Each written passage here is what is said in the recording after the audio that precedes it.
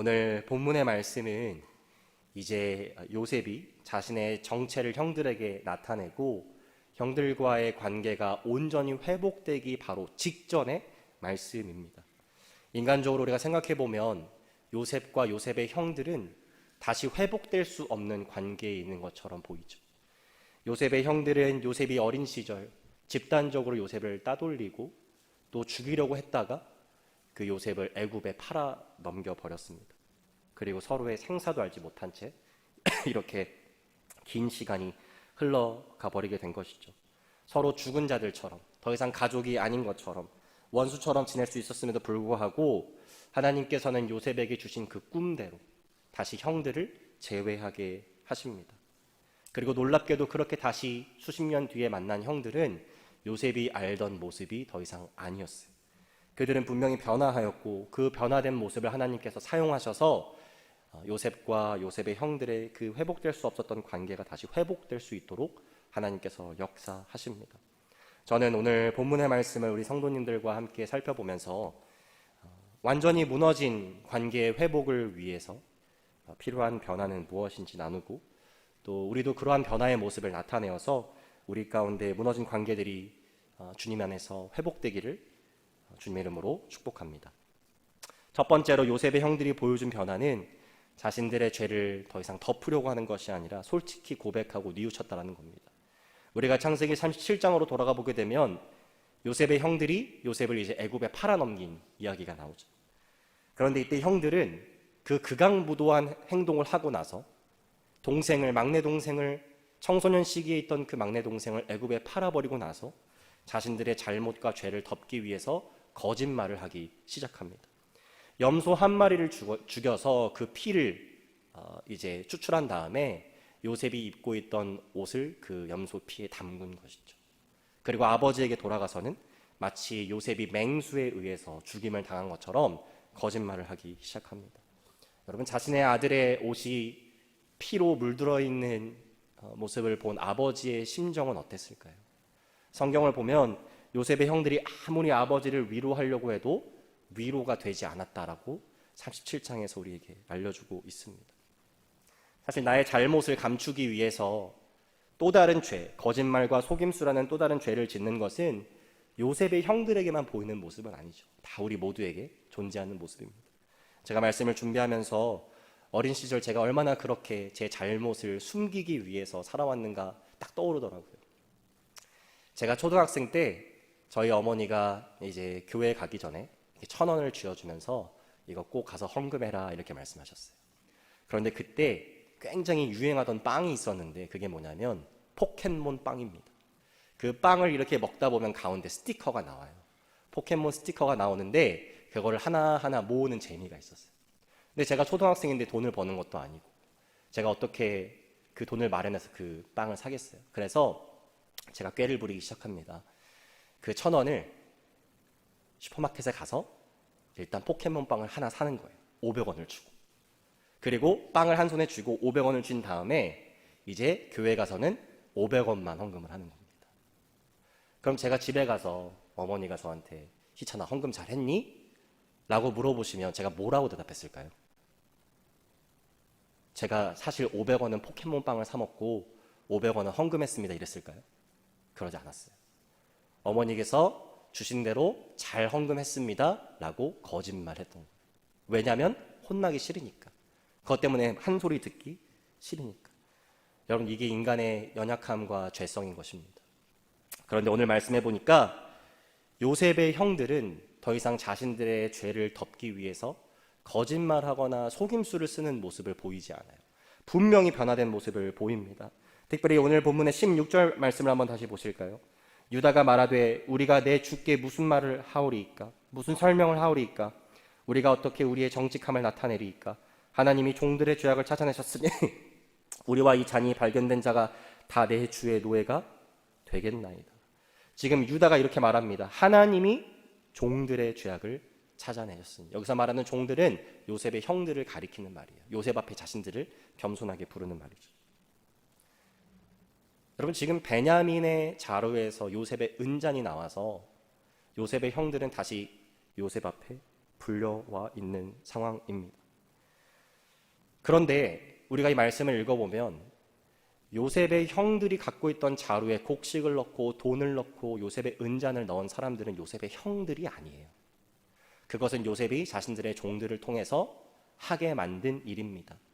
그런데 왜 유다는 하나님이 종들의 죄악을 찾아내셨으니 마치 자기들이 그렇게 범죄한 것처럼 이렇게 말하고 있는 것일까요? 사실 이 말씀은 자신들의 자루에 있던 곡식, 돈, 또 요셉의 은잔이 자기들이 넣었다라고 고백하는 게 아니고요. 자신들이 수십 년 전에 막내 동생에게 지은 죄, 그 요셉을 애굽에 팔아 넘긴 것을 하나님께서 지금도 기억하고 계시기 때문에 자신들이 그 죄에 대한 대가를 치르고 있다고 말하고 있는 것입니다. 요셉의 형들은 요셉을 팔아 넘길 때 그 죄의 대가가 무엇인지 생각하지 않았죠. 오히려 그 죄를 덮기 위해서 거짓말을 하고 아버지의 마음에 씻을 수 없는 상처와 낙심을 주었습니다. 그런데 수십 년이 지난 뒤 요셉의 형들은 분명히 바뀌어 있어요. 자신들이 저지른 죄를 숨기기보다 하나님께서 그 죄를 간과하지 않으시고 기억하신다고 고백하면서 가장 정직하게 회개하고 있는 것입니다. 그리고 이렇게 자신들의 죄를 겸손하게 인정하고 회개하는 것은 요셉과 형들의 관계가 회복되는 시작점이 됩니다. 얼마 전에 제가 한 부부 상담 프로그램을 보니까 아내에게 큰 상처를 준 남편의 이야기가 나오더라고요. 한 번은 심하게 부부싸움을 해서 이제 남편이 아이들을 데리고 3년 동안 자취를 감췄습니다. 아내는 자식을 빼앗겼다는 생각, 남편에게 배신당했다는 생각, 그리고 남편에게 더 이상 신뢰할 수 없다는 생각, 남편에게 기댈 수 없다는 생각에 큰 우울증과 낙심의 세월들을 보내게 돼요. 그리고 다시 만났을 때도 끊임없이 서로에 대한 불신의 말, 또 폭언들을 일삼는 이 부부의 모습을 보면서 사람들은 아마 이 관계가 회복될 수 없을 거라고 생각했을 것입니다. 그런데 솔루션의 일환으로 마지막에 남편이 정말 진심으로 자신의 잘못을 뉘우치고 아내에게 정말 정직하게 자신의 잘못을 고백하고 또 용서를 구하는 장면이 나와요. 그리고 놀랍게도 아내는 그러한 남편의 사과에 눈물을 흘리고 자신도 그동안 폭언으로 또 다른 잘못들로 상처를 준 거에 대해서 고백하고 이렇게 관계가 회복되어져 가는 모습을 보게 되었습니다. 우리가 우리의 죄를 감추려고 할 때 그것이 뭔가 문제의 해결이 되는 것처럼 우리 착각할 수도 있어요. 그 죄를 덮기 위해서 또 다른 죄를 짓는 것이 이 관계를 살리고 문제를 해결하는 데 방법이라고 생각할 수도 있습니다. 그런데 오늘 말씀을 보니까요, 그렇게 죄를 죄로 덮는 것은 오히려 문제를 키우는 것이라는 것을 우리가 깨달을 수 있어요.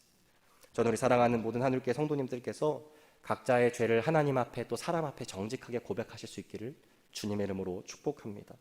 그래서 하나님께서 허락하시는 관계의 회복을 여러분 누리시는 은혜가 있으시기를 주님의 이름으로 축복합니다. 두 번째로 요셉의 형들이 보인 변화의 모습은 더 이상 이기적으로 타인을 이용하려는 것이 아니라 다른 일을 위해서 자신을 내어주는 사랑의 모습을 보였다는 거예요. 베냐민의 자루에 요셉의 은잔이 있다는 것이 드러나자 이제 요셉의 형들은 이제 다시 요셉에게 불려가게 됩니다. 그리고 요셉은 자신의 은잔이 발견된 자루의 주인이 베냐민이기 때문에 베냐민만 자신의 종으로 노예로 삼는다라고 이야기해요. 여러분, 만약에 형들이 예전과 같았더라면 이 말을 듣고 어떻게 반응했을까요? 자신들이 아니라 베냐민만 애굽의 노예로 삼겠다.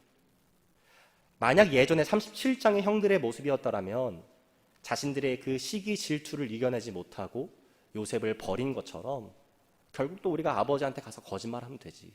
결국 우리가 아버지한테 가서 이렇게 이런 일이 생겼다고 지어내면 되지 하면서 베냐민을 애굽에 두고 올 수 있었을 것입니다.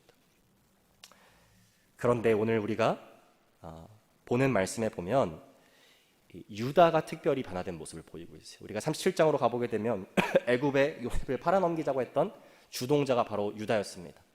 그런데 오늘 본문에서 유다는 이제 어떻게 말하고 있냐면 그 베냐민을 애굽의 노예로 삼는다면 차라리 나를 노예로 삼아 주십시오라고 말하고 있어요. 베냐민은 보내주시고 차라리 나를 애굽의 노예로 삼아달라고 간청하고 있어요. 여러분, 사실 계산기를 두드려 보면 이것은 even trade가 아닙니다. 베냐민의 나이가 훨씬 어렸죠. 그리고 유다의 나이는 훨씬 많았습니다. 여러분, 누가 노예로 삼을 때 나이 많은 사람을 선호할까요? 나이 어린 사람을 선호할까요? 나이 어린 사람이 훨씬 더 노예로 보면 가치가 있는 사람일 것입니다. 그래서 유다는 자신이 왜 이렇게 제한할 수밖에 없는지 설명하고 있어요.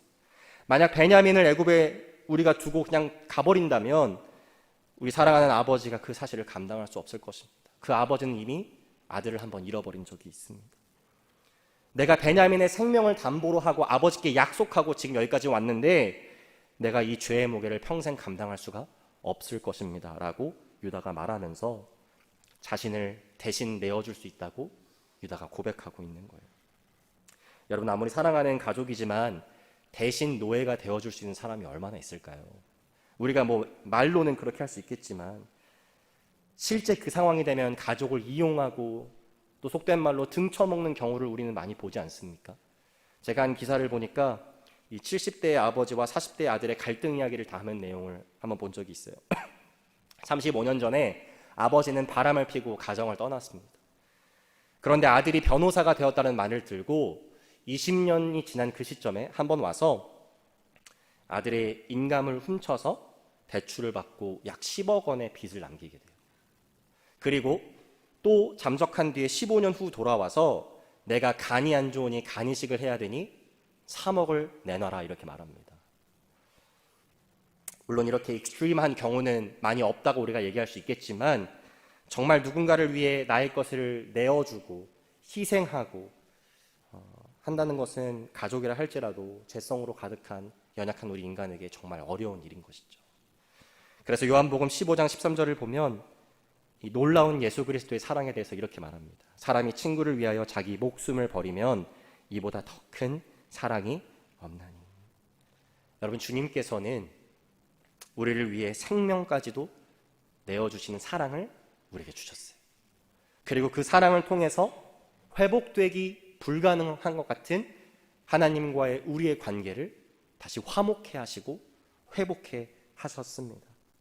요셉이 더 이상 자신의 감정을 주체할 수 없어서 자신의 정체를 형들에게 나타내고 그리고 형들을 끌어안고 입맞춤하기 시작한 그때가 언제냐면 바로 유다가 이렇게 베냐민을 위해서 자신을 내어주는 사랑의 모습을 나타냈을 때라는 것입니다. 혹시 지금 여러분의 죄로 인해서 관계가 무너져 있는 경우가 있다면 저는 우리 사랑하는 모든 하늘교회 성도님들이 오늘 말씀을 기억하시면서 사람과 하나님 앞에 겸손하고 솔직하게 죄를 고백하실 수 있기를 주님의 이름으로 축복합니다. 거짓으로 속임수로 나의 잘못을 덮는 것이 문제의 해결이라고 생각하는 것이 아니라 오히려 그 상황들을 악화시킬 수 있다는 것을 우리 모두가 깨달을 수 있기를 소망합니다. 또 더 나아가서 예수님께서 우리를 위해 자신을 내어주신 것처럼 그렇게 사랑하신 것처럼 우리도 우리 주변에 있는 사람들을 그렇게 사랑해서 회복될 수 없을 것 같은 그 관계들이 회복되어지는 역사를 경험하시는 저와 우리 성도님들 되시기를 주님의 이름으로 축복합니다. 기도하겠습니다. 사랑의 주님, 감사합니다. 하나님, 우리는 때때로 회복되기 불가능해 보이는 그런 관계 속에서 살아갈 때가 있습니다. 그럴 때 우리는 우리의 죄를 덮고자 또 다른 죄를 범하기도 하고 타인을 위해서 내어주는 사랑이 아니라 끝까지 나의 것을 붙잡고 있는 이기적인 모습을 보일 때가 있습니다. 하나님, 우리 가운데 우리의 죄를 겸허하고 솔직하게 고백할 수 있는 겸손한 믿음을 허락하여 주시고 또 예수님께서 우리에게 먼저 보여주시고 가르쳐 주셨듯이 타인을 위해서 우리를 내어주는 사랑의 모습을 본받아 우리 가운데 회복되기 불가능해 보이는 관계들이 회복되어지는 역사를 경험하게 하여 주옵소서. 감사드리며 예수 그리스도 이름으로 기도합니다.